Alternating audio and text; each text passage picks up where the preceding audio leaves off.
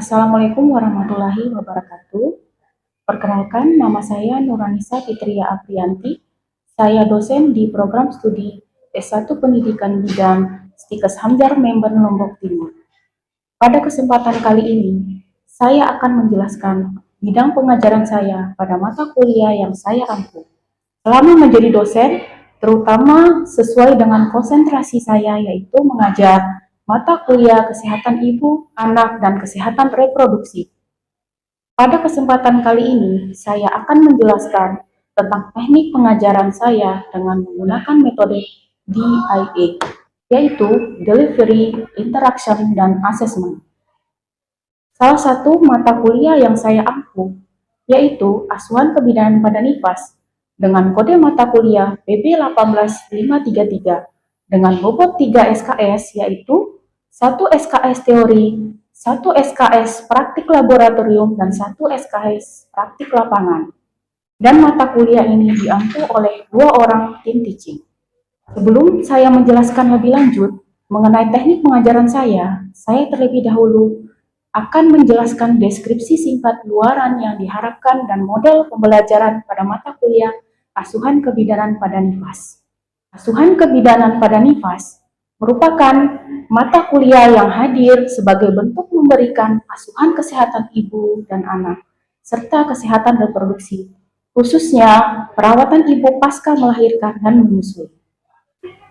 Mata kuliah Asuhan Kebidanan pada NIFAS membahas tentang pengetahuan dan keterampilan klinis kebidanan, normal, fas, dan menyusui yang kompleks, pendampingan dan perlindungan advokat, keterampilan dalam komunikasi efektif, termasuk pengkajian dan pendokumentasian, lingkup praktek kebidanan, manajemen dan pemberian obat, instrumen pengkajian risiko, inisiasi dan dukungan pemberian ASI, asuhan kebidanan NIFAS pada ibu dan bayi dengan kebutuhan kompleks. Keselamatan pasien, mengkaji manajemen dan trauma perineal, pengendalian infeksi dan perawatan luka, pembelajaran interprofesional dan bekerja interdisiplin, refleksi pada praktek klinik, penurunan risiko dan promosi kesehatan. Dengan mengikuti mata kuliah Asuhan Kebidanan pada NIFAS ini, mahasiswa diharapkan mampu memahami beberapa hal sebagai berikut. Yang pertama, menjelaskan konsep dasar masa NIFAS, perubahan fisiologis dan psikologis masa NIFAS. Yang kedua, mengidentifikasi dan menganalisis manajemen NIFAS normal pada ibu dan bayi dan melakukan laktasi. Yang ketiga, menjelaskan aspek psikososial dan kultural NIFAS, nutrisi dan biochemistry pada NIFAS dan ASI, serta menjelaskan masalah yang umum terjadi pada postpartum. Yang keempat, melakukan manajemen NIFAS yang meliputi dukungan, menyusui, konseling tentang perawatan diri, dan menjelaskan berduka dan kehilangan serta sesudah postpartum. Yang kelima, melaksanakan prinsip praktik dan asuhan postnatal care principle and practice, menerapkan ilmu dan riset tentang breastfeeding dan perawatan dan identifikasi teknologi pada breastfeeding. Yang keenam, mengidentifikasi adaptasi ibu dan proses menyusui. Yang ketujuh, melakukan asuhan kebidanan pada masa NIFAS normal, asuhan kebidanan pada kunjungan masa NIFAS atau home visit, dan edukasi serta pengaturan kehamilan pada masa NIFAS. Yang kedelapan, melakukan asuhan ibu NIFAS dengan kondisi khusus dan asuhan pada ibu NIFAS dengan kondisi kompleks, serta postnatal di rumah sakit pada ibu post-SC. Kemudian yang kesembilan, melakukan keterampilan pencatatan, laporan kasus individu, dan membuat surat rujukan. Yang kesepuluh, menjelaskan manajemen dan administrasi obat yang digunakan dalam masa NIFAS, serta risk assessment tools. Kemudian yang ke-11, melakukan patient safety pada asuhan postnatal dan pembelajaran interprofesional dan bekerja interdisiplin, refleksi praktik, penurunan risiko, dan promosi. Setelah mengetahui gambaran singkat mata kuliah Asuhan Kebidanan pada NIFAS yang saya ampu, selanjutnya saya akan menjelaskan teknik pengajaran saya. Yang pertama adalah delivery. Bagaimana saya menyampaikan perkuliahan kepada mahasiswa. Sebelum saya menjelaskan apa yang saya deliver kepada mahasiswa. Tentu saja saya beserta tim teaching membawakan setiap sesi pertemuan berbasis kepada capaian pembelajaran lulusan yang diharapkan dari program studi S1 Pendidikan Bidan. Dari capaian pembelajaran lulusan, ini kemudian diturunkan menjadi capaian pembelajaran mata kuliah yang disebut CPMK dan diturunkan menjadi sub CPMK. Hal ini penting mengingat mata kuliah ini harus bisa sejalan untuk mendukung lulusan yang diharapkan sesuai dengan profil. Ada beberapa metode yang saya gunakan dalam menyampaikan perkuliahan. Yang pertama, metode ceramah. Saya lakukan dengan harapan mahasiswa nantinya dapat memahami dan memperoleh materi secara luas berdasarkan evidence base. Kemudian yang kedua, yaitu pembahasan studi kasus setiap minggunya, yaitu kasus asuhan kebidanan pada masa nifas. Teknik yang kedua adalah interaksi.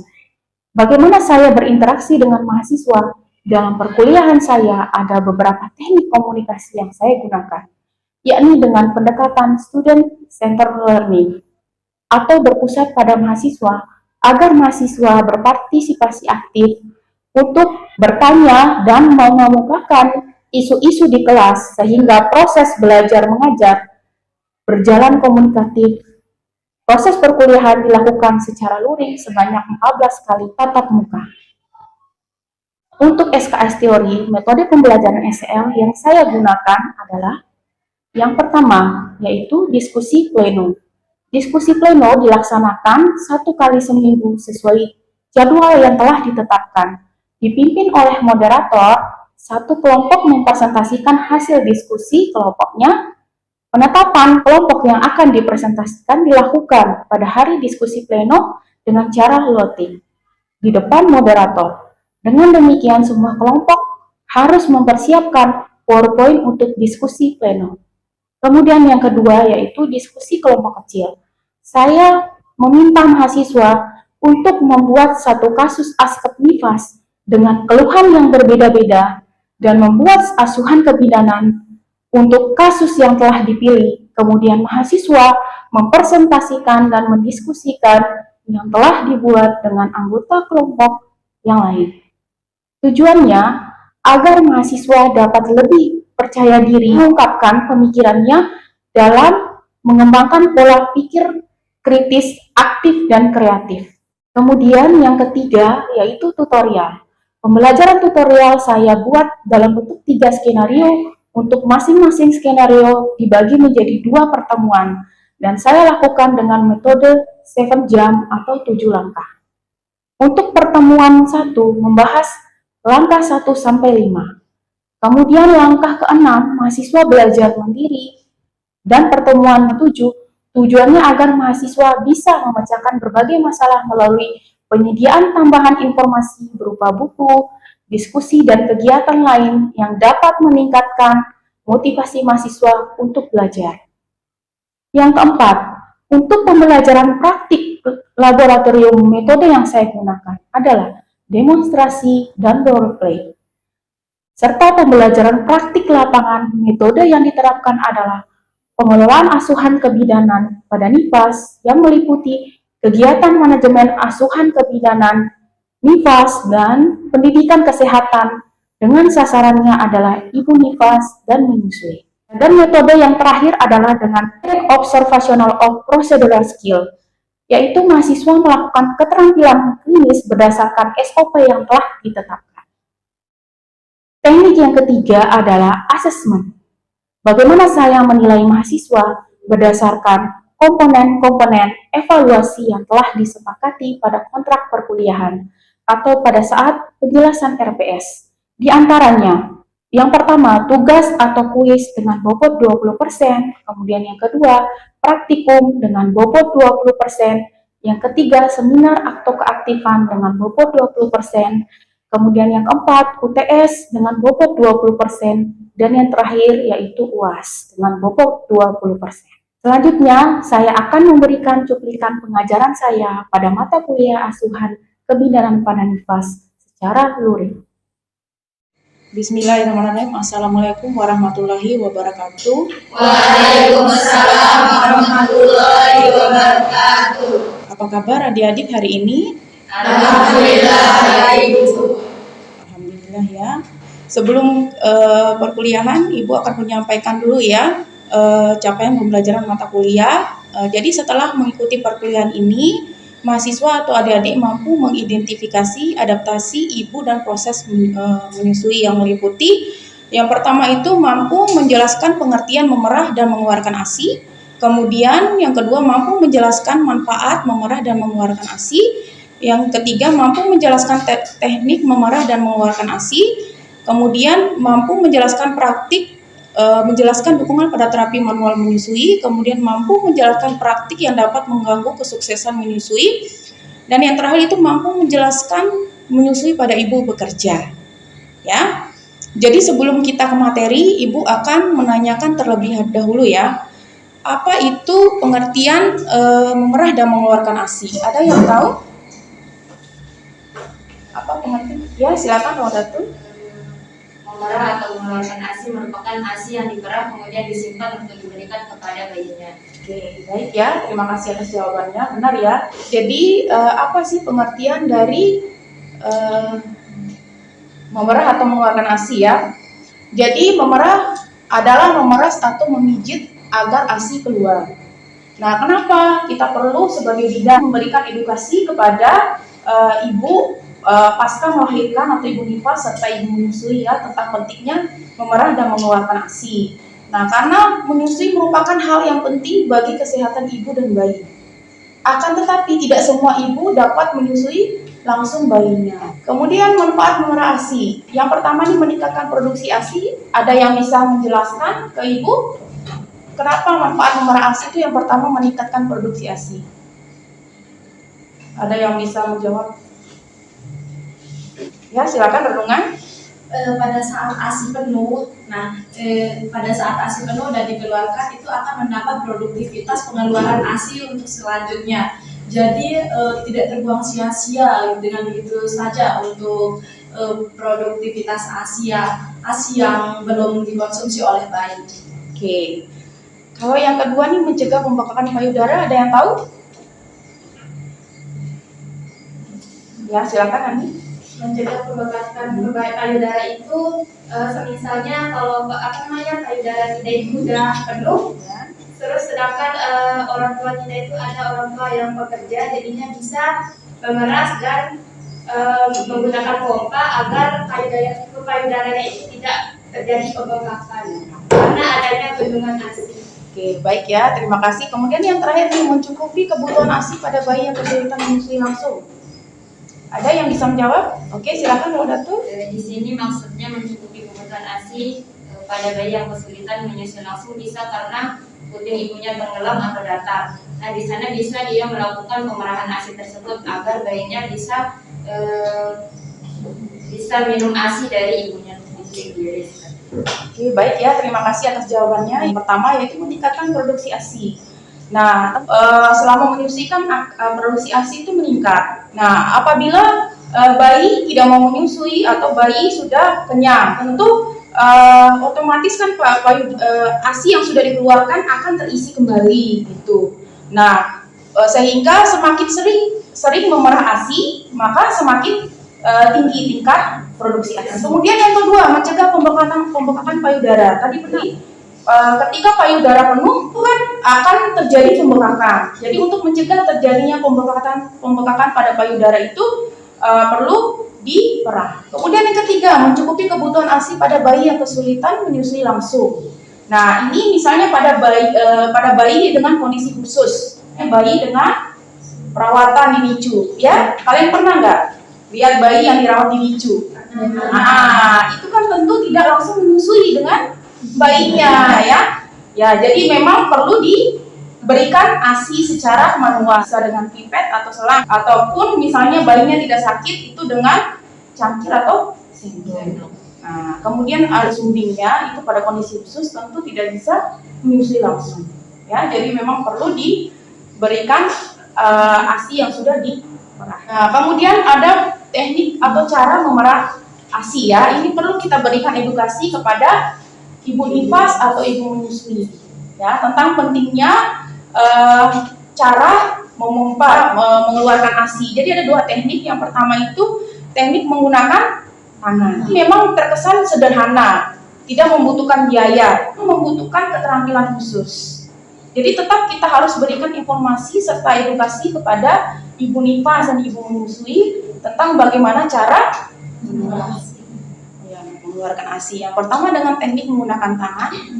Yang pertama itu pastikan cuci tangan dulu ya. Cuci tangan dengan menggunakan sabun dan air bersih, kemudian keringkan. Itu posisikan duduk ya, posisi duduk senyaman mungkin. Nah, baru itu pijat payudara terlebih dahulu secara perlahan. Seperti ini. Jadi dipijat ya di arah areolanya, ada gambar di sini. Nah, kemudian siapkan cangkir ya. Cangkir atau wadah atau mangkok. Jadi kemudian posisikan jari-jari jari telunjuk ya berada di bawah areola, kemudian ibu jari berada di atas areola. Baru itu silakan pijat daerah di antara dua jari tersebut di depan, seperti ini ya contohnya. Nah, sehingga akan memeras dan mengeluarkan ASI. Lakukan pada payudara. Kemudian yang kedua dengan cara dipompa. Nah, ini dengan cara dipompa ini ada dua cara juga. Yang pertama itu pompa manual, operasiannya dengan tangan. Kemudian yang kedua itu pompa elektrik contohnya. Ini pompa manual, pompa elektrik. Jadi pastikan alat pompa ini dalam keadaan steril. Cuci tangan menggunakan sabun hingga bersih lalu keringkan. Posisikan ibu duduk senyaman mungkin. Baru itu lakukan pijat payudara sehingga ada relaksasi terlebih dahulu. Baru itu posisikan pelindung atau kap payudara yang depan. Yang bulat ini itu posisikan ke arah payudara ibu senyaman mungkin. Baru itu untuk pompa manual, tekan ujung ini pada gambar ini ya. Nah, itu tekan menggunakan tangan. Ujung pompa ini menggunakan tangan. Sedangkan pompa elektrik itu dinyalakan, baru itu pilih kekuatan di sini, kekuatan untuk isapan. Nah, baru itu tunggu sampai ASI mengalir dan payudara terasa kosong, lalu lepaskan kap pada payudara. Nah, setelah sudah ASI keluar ya seluruhnya, silakan lepas kap ya atau pompanya. Baru itu sisanya itu diperah, sisa-sisa yang menempel ya di areola itu dibersihkan maupun dikeluarkan. Baru itu simpan ASI perah pada wadah yang telah disiapkan. Baru itu bersihkan komponen pompa ASI manual dan cuci tangan. Penting untuk diberikan edukasi ya, informasi kepada ibu menyusui maupun ibu nifas. Ibu nifas maupun ibu menyusui tetap dapat memberikan ASI-nya. Nah kan ASI eksklusif memerah ataupun mengeluarkan ASI. Nah, kemudian nih menyusui pada ibu bekerja. Nah, menyusui pada ibu bekerja ini biasanya kan singkat ya, waktu cuti itu sangat singkat, lebih kurang 3 bulan. Nah, karena singkat kemudian dituntut untuk ASI eksklusif selama 6 bulan. Jadi tetap bisa kasih nutrisi bayinya ya, memberikan nutrisi pada bayinya sampai dengan 6 bulan untuk tumbuh kembang yang optimal ya. Untuk mendukung kesuksesan ASI eksklusif, ibu bekerja itu tetap dapat memberikan ASI-nya dengan cara diperah. Makanya disebut dengan ASI perah. Apa itu ASI perah? Nah, ASI perah adalah ASI yang diperas kemudian disimpan untuk diberikan kepada bayinya. Jadi perlu kita berikan edukasi nih, ibu tetap dapat memberikan ASI-nya ya untuk ibu bekerja itu dengan cara diperah. Perlu dijelaskan juga, bukan hanya ASI perahnya saja, tapi edukasi terkait daya tahan ASI perah. Jadi kan otomatis ibu yang bekerja kan tidak mungkin menyusui langsung bayinya. Jadi dia harus perah dulu di kantor ya, di tempat kerjanya. Nah, jadi perlu dijelaskan nanti ketika pulang baru dia bisa berikan ya ASI perahnya kepada bayinya. Jadi untuk daya tahan ASI perah ini pada suhu ruangan atau udara terbuka itu 6 sampai 8 jam. Nah, dalam termos es 24 jam, lemari es itu 2 kali 24 jam. Jadi ibu bekerja itu berada di kantor, dia membawa satu set peralatan untuk ASI perah yang terdiri dari pompa ASI ya, pompa ASI, kemudian kantong ataupun botol. Nah, kalau bisa tanpa harus ada termos es. Cuma daya tahannya ini perlu diperhatikan 6 sampai 8 jam. Jika memang lama ya pulang bekerjanya sampai sore atau sampai malam, itu bisa taruh di kulkas ataupun disediakan termos bisa bertahan. Nah, kemudian nih perlu kita edukasi juga dengan cara penyimpanan ASI perah. Bagaimana sih cara penyimpanan ASI perah ini? Nah, ASI perah itu bisa disimpan menggunakan botol kaca ya, seperti ini contohnya ya, botol ya. Itu biasanya sering. Cuma kalau ingin bertahan lama itu dianjurkan itu menggunakan botol kaca. Kalau misalnya yang kantong ASI ini bisa, cuma memang perlu diperhatikan tahan ASI-nya tadi, ASI perah ya, bahwa pada suhu udara itu berapa tadi? 6 sampai 8 jam. Kemudian jangan lupa tuliskan tanggal dan jam ASI di perah pada botol maupun kantong ASI untuk memastikan mana yang lebih dahulu akan digunakan. Itu penting. Jadi harus tulis tanggalnya. Jadi ketika ibu bekerja memerah ASI-nya, yang diperah terlebih dahulu itu yang diberikan kepada bayinya. Nah, yang baru diperah itu bisa disimpan di dalam kulkas ataupun freezer. Jadi selain cara penyimpanan ASI, yang perlu kita berikan juga itu cara penyajian ASI perah. Penting nih kita edukasi karena banyak terjadi kesalahan. Secara bertahap dengan cara pindahkan ASI perah dari freezer ke lemari es yang sudah dibuatkan tanggal kan sama namanya jamnya tadi. Nah, yang sudah diperah terlebih dahulu itu yang di freezer ya, diturunkan dari yang ditaruh di freezer turunkan ke lemari es biar dia kan seimbang dulu suhunya ya. Nah, baru itu ambil ASI perah secukupnya agar langsung habis saat diberikan. Tidak boleh dipanaskan lagi. Tidak boleh dipanaskan menggunakan microwave ya, itu tidak boleh. Nah, hangatkan dengan cara merendam botol wadah yang berisi air dengan suhu ruangan, lalu diganti dengan air yang lebih hangat. Ini ya contohnya. Jadi disediakan baskom, itu taruh botolnya itu yang hangat. Seperti ini contohnya ya. Nah, baru itu jangan hangatkan ASI perah dengan merebus atau microwave ya, tidak boleh. Nah, karena akan merusak kandungan gizi pada ASI itu. Nah, siapkan gelas dan sendok untuk meminum ASI pada bayi ya. Kemudian sebelumnya itu kocok perlahan agar ASI tercampur dengan baik. Ya, ini penting sekali nih. Jadi ketika kita merendam ini air hangat kan tentu kandungannya itu menjadi endapan akibat beku kan karena ditaruh di freezer.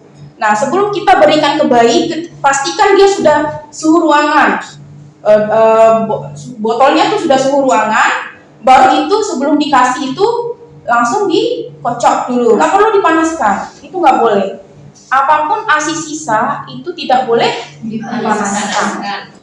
Oke, jadi ini penting sekali kita sebagai bidan, adik nanti yang akan menjadi bidan, penting sekali memberikan edukasi baik untuk ibu menyusui maupun ibu nafas, sehingga dengan begitu kita mendukung program pemerintah bahwa memberikan ASI eksklusif. Baik, ya ini penting sekali nih. Jadi ketika kita merendam ini air hangat kan tentu kandungannya itu menjadi endapan akibat beku kan suhu ruangan ya. Botolnya tuh sudah suhu ruangan. Baru itu sebelum dikasih itu langsung dikocok dulu ya, nggak perlu dipanaskan, itu nggak boleh. Apapun ASI sisa itu tidak boleh dipanaskan ya. Oke, jadi ini penting sekali kita sebagai bidan ya, adik-adik nanti yang akan menjadi bidan itu penting sekali memberikan edukasi ya yang baik untuk ibu menyusui maupun ibu nafas ya, sehingga dengan begitu kita mendukung program pemerintah bahwa memberikan ASI eksklusif ya selama 0 sampai 6 bulan. Kemudian dilanjutkan sampai dengan 2 tahun ya. karena itu merupakan salah satu upaya untuk pencegahan Stunting. sehingga gizi buruk juga bisa teratasi. Oke, cukup. Itu saja materi yang bisa Ibu sampaikan. Mungkin ada yang ingin ditanyakan terkait materi yang sudah Ibu sampaikan? Silakan. Baik, Assalamualaikum warahmatullahi wabarakatuh. Waalaikumsalam warahmatullahi wabarakatuh. Izin bertanya Ibu, cara pencegahan terjadinya mastitis atau abses pada ibu menyusui yang bekerja, Ibu. Terima kasih Bu. Assalamualaikum warahmatullahi wabarakatuh. Waalaikumsalam warahmatullahi wabarakatuh. Baik ya, Nania. Sebelumnya mungkin ada yang ingin menjawab terkait pertanyaan dari Nani. Ada yang bisa menjawab? Ya, silakan. Izin menjawab Bu terkait pertanyaan dari saudari Nani, bahwa bagaimana sih cara kita untuk mencegah mastitis itu sendiri. Yang pertama di sini kita mempelajari terkait ASI perah kepada ibu yang bekerja. Di sini gunanya ketika kita bekerja pasti kita bakalan sibuk. Kemudian di sana mungkin kita bisa lakukan untuk merah ASI itu sendiri agar tidak terjadi mastitis itu sendiri seperti itu, atau tidak terjadi pembengkakan pada payudara itu sendiri. Kenapa? Karena kalau tidak dikeluarkan ASI tersebut, otomatis nanti payudaranya itu akan membengkak dan menimbulkan yang namanya mastitis atau abses payudara itu sendiri. Seperti itu. Mungkin Oke. itu saja. Baik ya, Ibu menambahkan ya terkait dengan pertanyaan Nani yang terkait dengan pencegahan dari mastitis ya. Jadi yang paling penting untuk mencegah dari terjadinya mastitis pada ibu yang menyusui bekerja itu pastikan harus mengosongkan payudara ketika penuh ya. Nah, itu pentingnya untuk diperah. Jika udah payudaranya merasa penuh, silakan dikosongkan. Nah, kemudian yang paling penting itu perawatan. Perawatan payudara itu tetap harus dilakukan pada ibu menyusui. Karena terjadi peningkatan produksi ASI tadi. Nah, sehingga payudara itu akan otomatis cepat penuh. Sehingga perlu dikosongkan. Gimana Nani? Sudah paham? Apakah ada yang ingin bertanya lagi? Atau sudah jelas terkait dengan materi yang Ibu sampaikan? Jelas. Oke, baik ya. Kalau sudah jelas, sebelum Ibu akhiri, Ibu akan mengevaluasi dulu ya terkait dengan materi yang sudah Ibu sampaikan. Yang pertama, apa pengertian dari memerah dan mengeluarkan ASI? Ada yang tahu? Ya, silakan Rizky. ASI perah adalah ASI yang diperah kemudian disimpan dan diberikan kepada bayinya sesuai dengan kebutuhan. Oke ya, jadi diperah ya dan diberikan pada bayinya ketika nanti. Kemudian bagaimana cara penyimpanan ASI perah? Ada yang tahu? Oke, silakan. Untuk cara penyimpanan ASI perahnya bisa untuk suhu ruangan bisa bertahan sampai 6 sampai 8 jam. Kemudian bisa disimpan di dalam freezer bertahan sampai 2 kali 24 jam dan di kulkas bisa sampai 12 jam, 24 jam. Oke ya. Ada berapa cara teknik mengeluarkan atau memerah ASI? Ada dua cara. Oke, Renungan silakan dijelaskan ada dua cara. Yang pertama dengan memerah atau memijat ASI secara manual, dan yang kedua dengan cara memompa. Untuk yang memompanya kita bagi menjadi dua cara, ada yang menggunakan pompa elektrik dan ada cara manualnya. Oke. Ya, yang penting itu pengoperasiannya. Kalau untuk yang manual itu menggunakan tangan ya, sedangkan yang elektrik itu menggunakan Alat. ya atau mesin ya, bisa diatur kekuatan daya isapannya. Oke ya. Untuk evaluasinya cukup ya, sudah jelas ya? Jelas. Oke, baik, jika sudah jelas kita akhiri untuk perkuliahan asuhan kebidanan pada nifas hari ini ya dengan sama-sama membaca hamdalah. Alhamdulillahirabbil alamin. Lebih dan kurangnya Ibu mohon maaf. Terima kasih atas perhatiannya. Wassalamualaikum warahmatullahi wabarakatuh. Waalaikumsalam warahmatullahi wabarakatuh. Silakan ya. Ya, silakan diisi ya absensinya. Jangan lupa dikerjakan tugasnya dan dikumpulkan pada pertemuan berikutnya. Demikian cuplikan pengajaran saya pada mata kuliah asuhan kebidanan pada nifas. Terima kasih atas perhatiannya. Wassalamualaikum warahmatullahi wabarakatuh.